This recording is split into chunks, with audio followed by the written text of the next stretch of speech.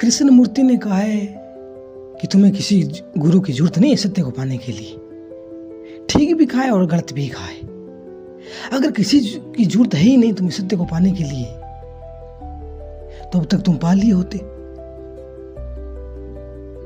अब तक तुम क्यों वंचित हो गए आनंद से, परमात्मा से? अगर किसी की जरूरत ही नहीं है तो।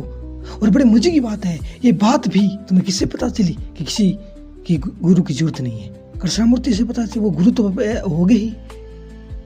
आचार्य प्रशांत भी कहते हैं, नेगेटिव बात करते हैं। ठीक है, बढ़िया है, अद्भुत बात है। लेकिन ठीक है, अगर तुम शादी नहीं करोगे तो ना तो तुम्हें पत्नी से सुख मिलेगा जो मिलना चाहिए था, ना दुख मिलेगा। लेकिन इसका मतलब ये नहीं तुम आनंदित हो जाओगे। याद रखना, दुख सुख नहीं मिलेगा। इसका मतलब ये नहीं तुम आनंदित हो जाओगे। आनंद अलग ही बात है। जैसे तुम बीज बोते हो खेत में, पहले तुम साफ करते हो खेत को, तो सिर्फ खेत को साफ कर लेने से वृक्ष नहीं उगेंगे, फल नहीं आएंगे। उसके लिए बीज तो बोना ही पड़ेगा।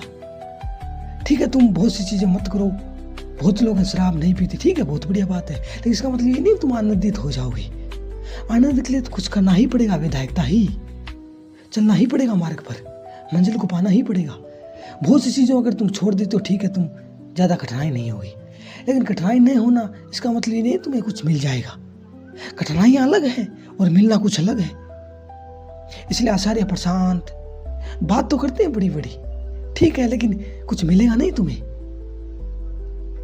अद्भुत बात है, लेकिन कुछ पाया तुमने? कुछ बुद्धि की बात करते हैं, लेकिन बुद्धि से नहीं कुछ मिलता। कुछ डूबना पड़ता है। तुमने ध्यान किया, होश को बढ़ाया, तो फिर क्या मतलब तुम मस्तिष्क में थोड़े विचार इकट्ठा कर लेते हो सुन के किसी बाबाओं को, क्या मिल जाएगा? लेकिन आदमी अजीब है, सोचता है मैं कुछ जानता हूं।